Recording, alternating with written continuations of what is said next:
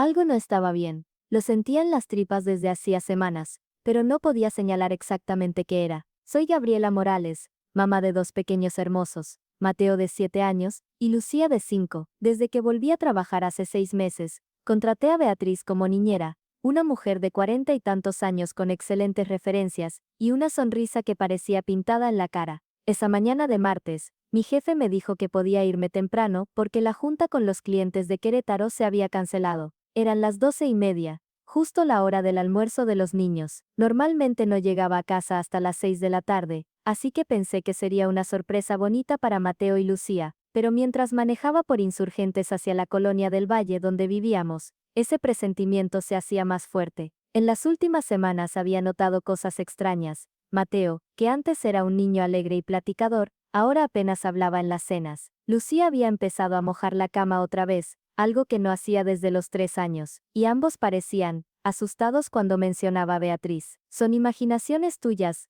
Gaby, me decía yo misma, estás trabajando demasiado y proyectando tu culpa de madre ausente. Pero una madre siempre sabe cuando algo anda mal con sus hijos. Llegué a la casa, y noté que mi camioneta hacía menos ruido de lo normal al entrar al garaje. Las llantas nuevas que acababa de poner suavizaban el sonido. Entré por la puerta lateral que daba directo a la cocina, la que casi nunca usaba porque siempre llegaba por el frente, y ahí fue cuando lo escuché, la voz de Beatriz, pero no era la voz dulce y amable que usaba conmigo, era fría, cruel, llena de desprecio. ¿Ves esto?, decía. Esta comida está demasiado buena para niños malcriados como ustedes. Los niños buenos comen primero, los niños malos esperan. Me quedé congelada junto a la puerta de la cocina, sin atreverme a moverme. Podía ver parte del comedor a través de la rendija. Mateo y Lucía estaban sentados a la mesa, con los platos vacíos frente a ellos, mirando hacia abajo con expresiones que me partieron el alma, miedo puro y resignación. Me asomé un poco más, con el corazón latiendo tan fuerte que pensé que me iba a delatar. Lo que vi me hizo contener un grito de horror.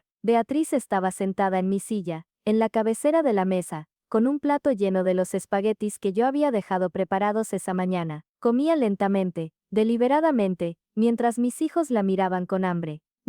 Qué ricos están, decía ella con sarcasmo. Una lástima que algunos niños no sepan comportarse, ¿verdad, Mateo? Cuéntale a tu hermanita que hiciste mal esta mañana. Mateo tenía lágrimas en los ojos, pero no lloraba. Era como si ya hubiera aprendido que llorar solo empeoraba las cosas. No hice bien la resta en mi tarea, susurró. Exacto, Beatriz golpeó la mesa con la mano, haciendo saltar a ambos niños. Un niño de 7 años que no sabe restar. Eres un burro, Mateo, un burro inútil, que no merece comer hasta que aprenda. Sentí la rabia explotar en mi pecho como lava hirviendo. ¿Cómo se atrevía? ¿Cómo se atrevía esta mujer a hablarle así a mi hijo? Pero antes de que pudiera entrar, Lucía habló con su vocecita temblorosa.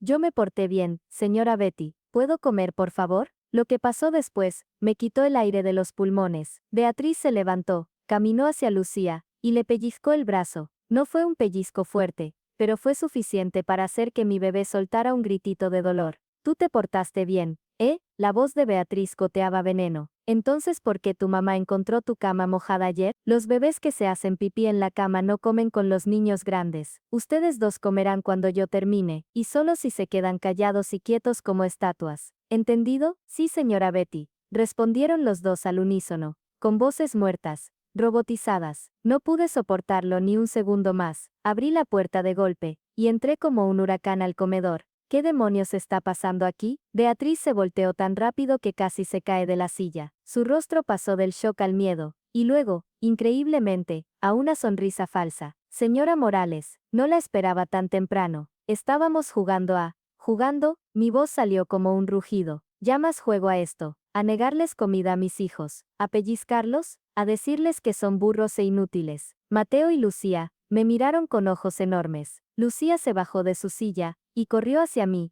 abrazándose a mis piernas y comenzando a llorar con esos sollozos profundos que solo salen cuando has estado conteniendo el dolor durante mucho tiempo. Mami, gritaba. Mami, no te vayas, no nos dejes otra vez con ella. Mateo también se levantó, pero no corrió, caminó lentamente hacia mí, y cuando lo abracé, sentí su cuerpecito temblar. Estaba en shock, como si no pudiera creer que yo estaba ahí, que finalmente alguien los había salvado. Beatriz intentó recuperar el control de la situación. Se puso de pie, alisándose el delantal, y volvió a poner esa maldita sonrisa falsa. Señora Morales, creo que hay un malentendido. Los niños a veces exageran las cosas. Yo solo estaba enseñándoles disciplina. Como acordamos, usted misma me dijo que eran un poco malcriados, y que necesitaban mano firme. Yo nunca dije eso. La interrumpí, apretando a mis hijos contra mí. Yo te contraté para cuidarlos, para alimentarlos, para hacerlos sentir seguros, no para torturarlos psicológicamente. Tortura. Beatriz soltó una risa nerviosa. Ay, señora, qué dramática. Esto es lo que pasa cuando las mamás no tienen tiempo para sus hijos, y se sienten culpables. Proyectan sus inseguridades en las personas que realmente los cuidan. Esas palabras fueron como una bofetada, porque era exactamente mi miedo más grande,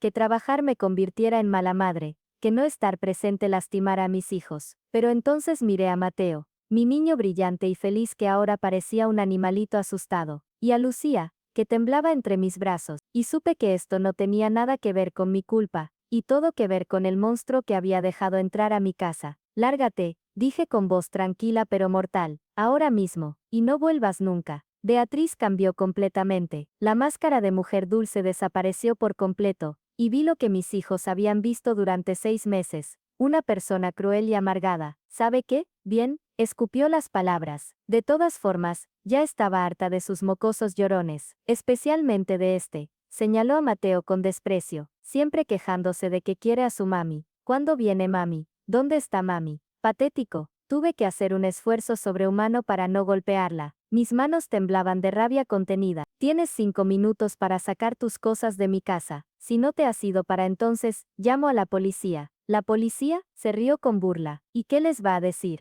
¿Que les enseñaba disciplina a sus hijos? Por favor, no hay golpes. No hay marcas. Es mi palabra contra la de 2 niños. ¿Y quién creen que va a parecer más creíble? ¿Una profesional con 20 años de experiencia? ¿O una mamá ausente que se siente culpable? Saqué mi celular. ¿Quieres apostar? Tengo cámaras de seguridad en toda la casa. Las instalé hace un mes, porque notaba que las cosas estaban raras. Así que sí, tengo pruebas. Pruebas de todo. Era mentira. No había cámaras. Pero ella no lo sabía. El rostro de Beatriz se puso blanco como papel. Sin decir otra palabra, salió corriendo hacia el cuarto de servicio donde guardaba sus cosas. La escuché mover cajones frenéticamente, maldiciendo en voz baja. Aproveché esos minutos para arrodillarme frente a mis hijos. Escúchenme bien, mis amores, les dije, limpiándoles las lágrimas. Nada de esto es su culpa. ¿Me escuchan? Nada. Ustedes no son burros, ni inútiles, ni malos. Son los niños más maravillosos del mundo y mami los ama más que a nada. ¿Ya no va a volver?, preguntó Lucía con voz temblorosa. La señora Betty ya no va a volver. Nunca, prometí, nunca más. Mateo finalmente rompió. Comenzó a llorar.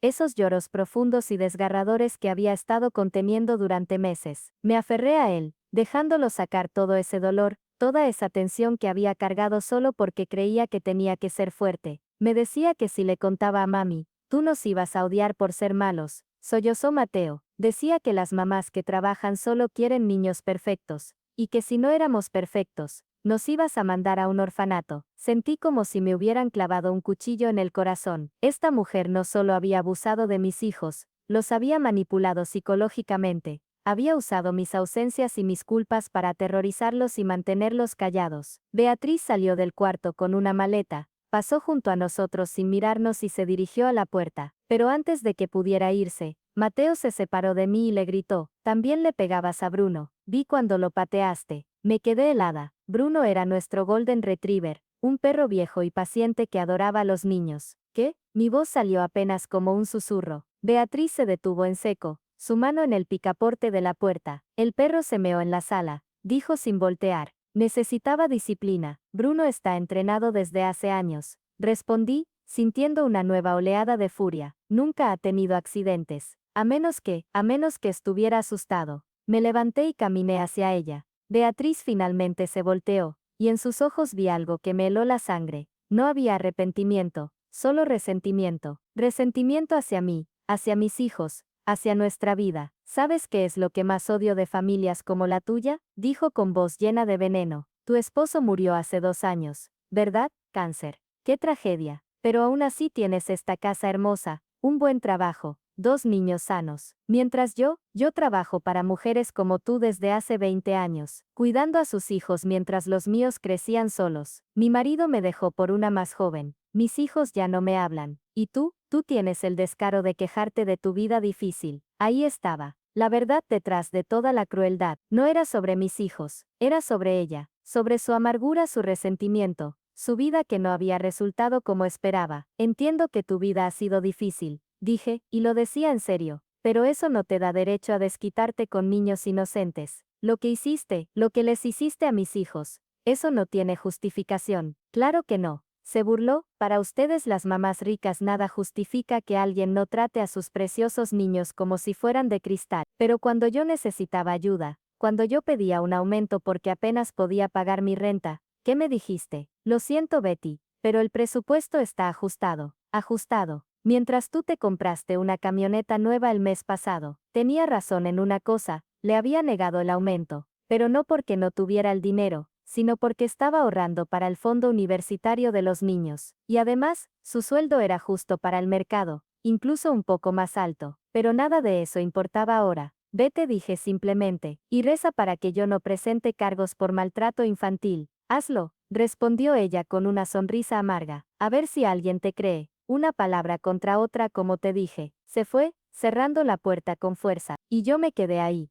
en medio de mi sala, tratando de procesar todo lo que había pasado. Lucía tiró de mi falda. Mami, tengo hambre. Claro, mis bebés no habían comido. Rápidamente los llevé a la cocina y les serví los espaguetis que quedaban. Los vieron con desconfianza al principio, como si esperaran que alguien se los quitara. Pero cuando vieron que yo también me sentaba a comer con ellos, finalmente comenzaron. Los observé comer, y cada bocado que daban me partía el corazón un poco más. ¿Cuántas veces habían tenido hambre en estos 6 meses? ¿Cuántas veces los había dejado con ese monstruo mientras yo trabajaba felizmente en mi oficina, sin saber nada? Mami, Mateo me miró con esos ojos que se parecían tanto a los de su papá. ¿De verdad no nos vas a mandar al orfanato? Solté mi tenedor y los abracé a ambos, apretándolos contra mi pecho. Jamás, les dije con voz firme. Ustedes son lo más importante en mi vida, más importante que cualquier trabajo, que cualquier cosa. Los amo más de lo que las palabras pueden expresar. Esa noche, después de bañar a los niños, leerles cuentos y arroparlos 3 veces porque no querían que me fuera de su lado, llamé a mi hermana Patricia. Pat,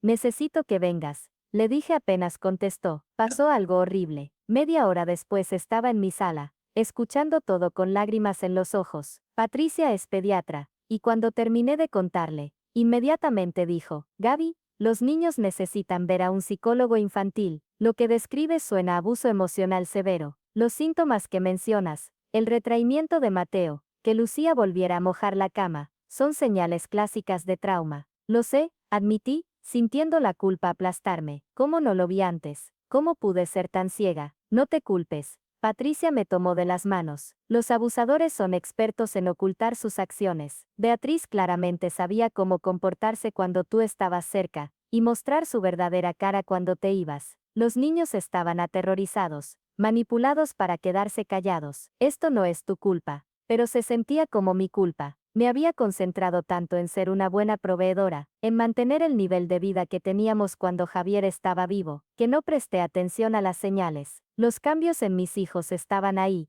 gritándome y yo los ignoré. ¿Y ahora qué hago? Pregunté. Tengo que trabajar, Pat. No puedo dejar mi empleo. Somos una familia monoparental, pero tampoco puedo dejar a mis hijos con otra niñera. ¿Y si vuelve a pasar? ¿Y si contrato a alguien más y resulta igual? Patricia se quedó pensando un momento. ¿Qué tal si trabajas desde casa? Muchas empresas ahora permiten el trabajo remoto. Mi jefe nunca aceptaría, respondí. La empresa es muy tradicional. Entonces busca otro trabajo, dijo ella con firmeza. Gaby, eres una excelente diseñadora gráfica. Cualquier empresa estaría feliz de tenerte. Y si no encuentras algo con home office, yo te ayudo. Mamá te ayuda. Toda la familia te apoya. Esa noche no pude dormir. Me la pasé entrando al cuarto de los niños cada 20 minutos para asegurarme de que estuvieran bien. Mateo tenía pesadillas, y lo tuve que abrazar hasta que se volvió a dormir. Lucía se despertó llorando a las 3 de la mañana, preguntando si la señora Betty iba a volver. Al día siguiente hice varias cosas. Primero, llamé al trabajo, y pedí 2 semanas de vacaciones que me debían. Mi jefe protestó, pero fui firme. Segundo, busqué a la mejor psicóloga infantil de la Ciudad de México, y conseguí una cita de emergencia para esa misma tarde. Tercero, hablé con un abogado sobre la posibilidad de presentar cargos contra Beatriz. La psicóloga, la doctora Ramírez, habló con los niños separadamente y luego conmigo. Su diagnóstico fue duro pero esperado. Sus hijos han experimentado abuso emocional y psicológico significativo, me explicó. Mateo muestra signos de ansiedad y baja autoestima. Lucía tiene miedo al abandono, y está regresando a comportamientos infantiles como mecanismo de defensa. Van a necesitar terapia, probablemente durante varios meses. Y usted también, señora Morales. El trauma no solo afecta a quienes lo sufren directamente, dijo con gentileza. Los padres también cargan con el peso de la culpa, el miedo, la rabia. Necesita procesar esos sentimientos de manera saludable para poder ser la roca que sus hijos necesitan ahora. Salimos de ahí, con citas programadas para las próximas semanas. Los niños iban a tener sesiones 2 veces por semana, y yo una vez por semana. El abogado fue menos alentador. Sin evidencia física, va a ser difícil probar maltrato, me explicó. El abuso emocional es real y dañino, pero legalmente es mucho más difícil de comprobar que el abuso físico. Podría presentar una denuncia, pero le advierto que probablemente no llegue a ningún lado. ¿Entonces no hay nada que pueda hacer?, pregunté frustrada. Ella simplemente se va a ir como si nada y va a conseguir otro trabajo con otra familia. Puede reportarla con las agencias de niñeras para que quede en una lista negra, y puede advertir a otras familias si sabe que ella está aplicando para otros trabajos. Pero legalmente, sus opciones son limitadas. Fue una píldora amarga de tragar, pero al menos podía asegurarme de que Beatriz no lastimara a más niños. 3 meses después, mi vida era completamente diferente. Renuncié a mi trabajo corporativo, y empecé mi propio negocio de diseño freelance desde casa. Gano un poco menos, pero estoy ahí cuando mis hijos me necesitan. Cada mañana desayunamos juntos. Yo trabajo mientras ellos están en la escuela, y cuando regresan estoy ahí para recibirlos. Ya no hay niñera, ya no hay intermediarios entre mis hijos y yo. Las sesiones de terapia están funcionando. Mateo volvió a sonreír, aunque todavía tiene días difíciles. Lucía dejó de mojar la cama hace un mes. Ambos están aprendiendo que está bien expresar sus emociones, que nadie los va a castigar por no ser perfectos. Yo también estoy en terapia. Aprendí que mi culpa de madre trabajadora era real pero mal dirigida. No era mala madre por trabajar, era mala madre por no prestar atención cuando mis hijos me necesitaban. Pero estaba aprendiendo, creciendo, mejorando. Una tarde,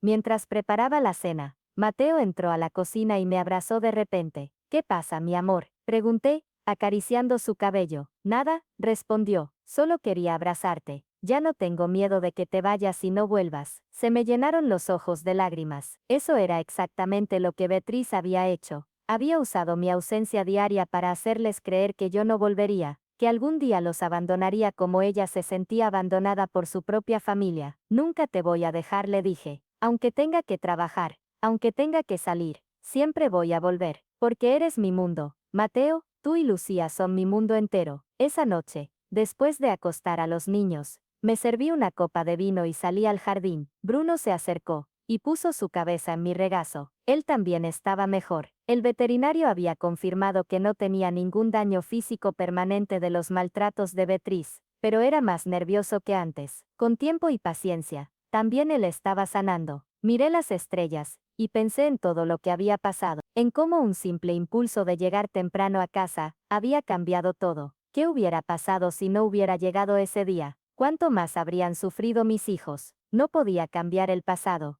pero podía asegurarme de que el futuro fuera diferente. Mi celular sonó. Era un mensaje de una desconocida. Señora Morales, mi nombre es Carmen Ruiz. Una amiga me dio su contacto. Me dijo que usted tuvo una mala experiencia con una niñera llamada Beatriz. Ella acaba de aplicar para trabajar en mi casa. ¿Podría hablar conmigo? Sonreí. El abogado tenía razón. No podía hacer mucho legalmente, pero podía advertir a otras madres. Podía asegurarme de que la historia se supiera. Le respondí inmediatamente y quedamos de hablar al día siguiente. Le conté todo, sin omitir ningún detalle. Ella agradeció la información, y me dijo que había rechazado a Beatriz inmediatamente. En las semanas siguientes, recibí más llamadas. 3, luego 5, luego 10 familias preguntando sobre Beatriz. A todas les conté la verdad, y a todas les di el mismo consejo. Confíen en sus instintos. Si algo se siente mal, Probablemente lo es. Ningún trabajo, ninguna comodidad,